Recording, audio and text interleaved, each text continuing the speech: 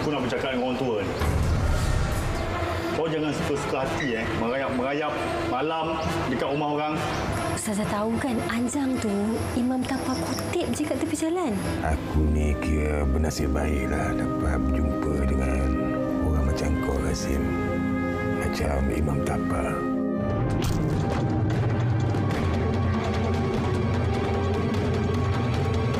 Saya tengok awak solat, saya tengok awak azan dan saya bertambah yakin saya nak jadi seorang Muslim. Allahu Akbar, Allahu Akbar. Selamat menyambut Ramadan Al-Mubarak setulus hati hanya di TV1.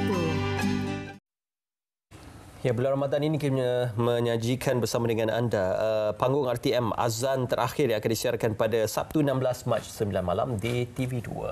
Dan bersama kami pagi ini Zarizan Abdul Mubin, pelakon, dan juga Shazia Rozani juga merupakan pelakon dalam produksi ini, juga Encik Z. Iswarizan merupakan penulis skrip untuk produksi ini. Okey, Tuan Zarizan sebagai pengarahnya, Mr. J dan juga Shazia, terima kasih bersama dengan kami.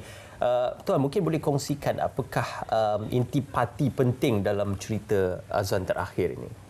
Okay. Apa sebenarnya kisah di sebalik? Okay.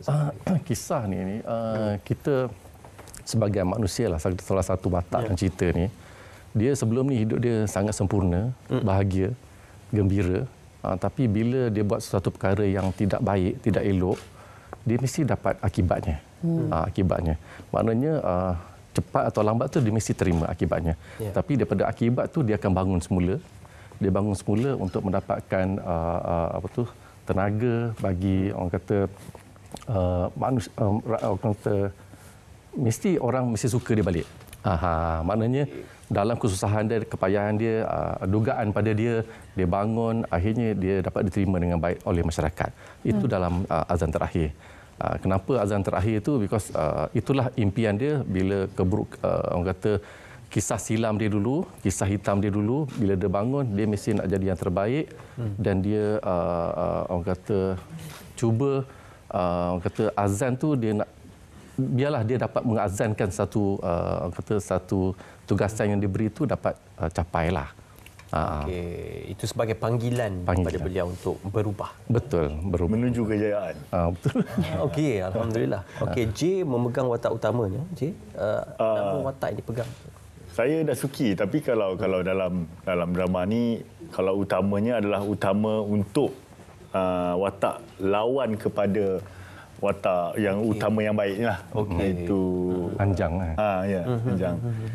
Jadi bagi saya macam Tuan Director cakap, dia pasal kehidupan yang mana kami cuba kongsikan watak-watak yang ada dalam kehidupan ni, yang mana apabila kita selalu selesa, mungkin Tuhan akan tegur kita dengan mendatangkan kita dengan orang yang akan mengganggu hidup kita. Contoh watak Anjang tu, dia pernah berada dalam keadaan selesa, tiba-tiba dia jatuh, tetapi dia jatuh dia belajar macam mana dia jumpa pula si Dasuki ni. Kan, yang watak Dasuki ni dia adalah saya cuba berkongsi dengan penonton, berbincangan bersama pemain dan pengarah, yang mana saya nak menunjukkan apabila seseorang tu berada dalam keadaan selesa, dia akan rasa hidupnya bosan. Kan, hidupnya bosan yang akhirnya bila jumpa Anjang tu adalah untuk dia punya tindak balas untuk buat perangai lah. Okey. Jumpa regu ni. Ya.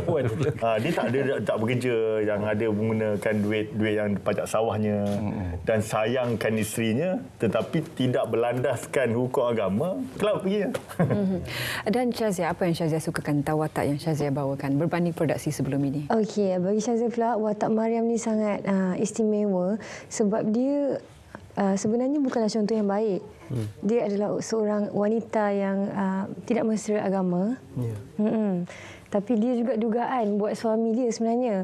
Biasalah dalam manja-manja dia sebagai wanita ni adalah dugaan untuk suami dia. Tapi ke arah yang tak baik sebenarnya. Jadi dia menyebabkan konflik yang terjadi kepada Anjang tadilah, menambahkan lagi perisa. Ya.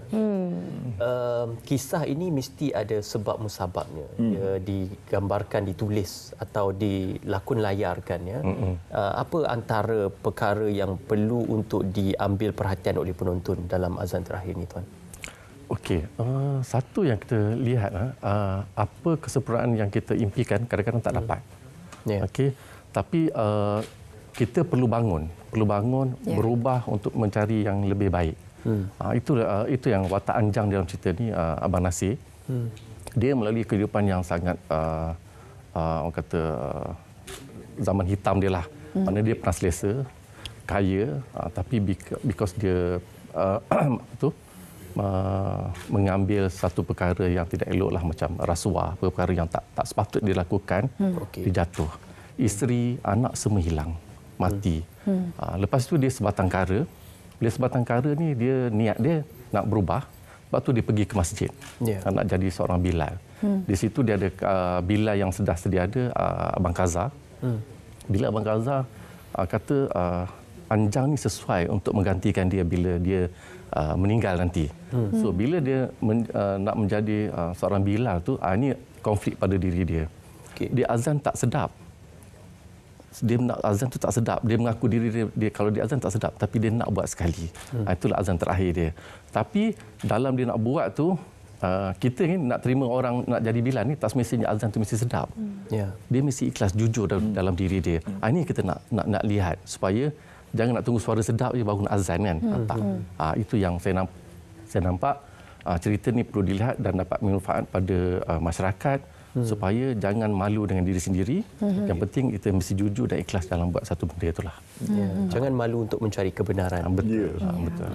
Dan Syazia, bagaimana pengalaman bekerja dengan director? Sejauh mana kebebasan untuk interpretasi, ad-lib, skrip yang the way, cara Syazia sendiri lihat skrip tersebut? Alhamdulillah, sebenarnya Abang Ri sangat terbuka. Sangat terbuka. Kita pun ada perbincangan.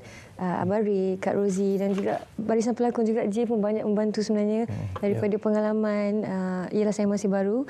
Jadi setiap scene tu kita duduk, kita berbincang. Kita cuba bagi yang terbaik dan alhamdulillah hasilnya azan yang terbaik ni. Alhamdulillah. Yang kali pertama setulus dari kami. Bekerjasama? Ya, betul, kali pertama. Okay. J, di mana letaknya titik konflik bagi drama azan terakhir ini dan apa antara peleraian penyelesaian kepada konflik-konflik yang Macam pengarah cakap tadi kan. Anjang di sini dah ada masalah. Yang mana kami juga ada masalah kami sendiri. Kami ni ada sebenarnya suami isteri yang berkasih sayang, tapi coraknya macam orang sekarang yang bininya sibuk bermain media sosial. Kan yang saya pula adalah yang hidupnya selesa, kan, hanya untuk menumpukan memberi kasih sayang kepada isteri, tapi tidak berlandaskan kasih sayang yang perlu, yang ada agama lah. Cuma bagi dia, akhirnya kasih sayang kami ini diganggu oleh Anjang. Itu titik konfliknya, yang mana Tuhan nak tegur Anjang dari sudut itu. Yang suami isteri pula, walaupun dia tak jahat sangat, walaupun yang jahat ni dia judi je, tapi dia tak memisahkan orang lah sebab dia ada duit. Tapi akhirnya kehidupan ini, adakah inikah kehidupan yang sebenarnya yang kau rasa nak bahagia? Yang memanjakan isteri, nak apa bagi, tapi dalam sama merunsingkan dia kan. So apabila sebuah keluarga ditemukan dengan masalah Anjang tu, itu titik konfliknya, yang mana Tuhan nak menunjukkan kalau kau tak cari aku, itu hak kau, tapi bila cari aku, insya-Allah hidup kau tenang. Itulah. Jadi kebahagiaan superficial tu kadang-kadang kita selalu terpedaya dengan kebahagiaan di atas dasar. Keberkatan tu tak ada. Bagaimana dia dapat disampaikan kepada mesej kepada para penonton? Dia harapnya nanti lebih peka dengan keadaan sekeliling. Okey, kita hidup ni, kita mesti bersederhana lah. Bersederhana, dan kita kena berpijak di bumi nyata. Kita kena tahu diri kita setakat mana. Kita jangan dibuat di luar kemampuan kita, yang terpaksa menyusahkan orang ataupun datang daripada sumber-sumber yang tidak baik lah. Bila kita melangkaui itu, sekarang ni bila melangkaui, mesti ada akibatnya. Yang ini kita nak betulkan supaya dalam akibat yang terjadi kepada Mariam dan juga Suki ini, perubahan selepas itu nampak Zaduski ini berubah supaya mencari yang lebih baik selepas itu. Dia watak anjang yang dah orang kata dah berubah kepada kebaikan tu, dia berjumpa balik dengan anjang tu supaya dia nak membetulkan diri dia yang apa yang dia buat kepada anjang. Anjang ni dia satu watak yang dia nak mencari kebaikan, tapi dalam kebaikan rupanya dia telah menyusahkan Mariam dan juga Dasuki. Dia nak kebaikan because dia nak tegur. Tapi dalam tegur tu sebenarnya Dasuki dengan Mariam tak suka. Tapi bila tak suka tu, itulah akibat kepada pasangan suami isteri ini terjadi pada diri dia orang, dan akhirnya dia terpaksa berjumpa balik penanjang, mohon maaf apa yang keterlanjuran yang dia telah lakukan. Maaf saya tambah. Yang menariknya apabila biasanya kita tengok drama, bila yang jahat minta maaf kepada yang terananya terus sambut. Yang ini dia bukan lain, tapi ada satu sudut pandang lain. Dia juga manusia yang terasa. Kan orang cakap susahlah nak maafkan dia. Kan dekat situ jujurlah, kadang-kadang bukan senang kita nak maafkan orang kadang-kadang. Itu yang bagi saya yang menariknya, yang cuba kami semua sampaikan. Ada kejujuran di situ kan, tapi bagaimana akhirnya anjang tu terima juga. Okey, sesungguhnya sifat manusia itu kompleks. Tidak kira perangai, kelakuan, behavior dan sebagainya. Shazia, mungkin boleh ini ruang dan kesempatan untuk mengajak peminat-peminat ataupun penonton-penonton setia menonton drama Azan Terakhir akan bersiaran nanti. Shazia. Saya nak mengajak semua untuk menonton drama Azan Terakhir, kerana ini adalah drama yang terbaik untuk anda, untuk kami sajikan kepada anda sepanjang Ramadan ini. Banyak nilai-nilai murni dan contoh yang boleh dipelajari daripada Azan Terakhir. Jadi jangan lupa untuk saksikan Azan Terakhir pada 16 hari bulan ini jam 9 malam di TV1. Di TV1. Okey, J, peminat-peminat anda merindui lakonan anda sepanjang bulan Ramadan ini, dan ini kesempatannya.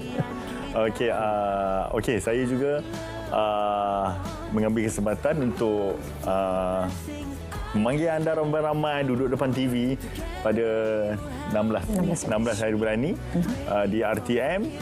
Pastinya anda akan melihat sesuatu yang bukan lain, tapi satu sudut pandang apabila sesuatu benda yang buruk tu berlaku. Kan? Jadi saya rasa benda ini satu hiburan dan juga satu pengajaran yang cuba kami kongsikan dengan ikhlas, insya-Allah. Insya-Allah. Terima kasih kepada semuanya, dan kita tunggukan siarannya 16 Mac 9 malam di saluran TV1.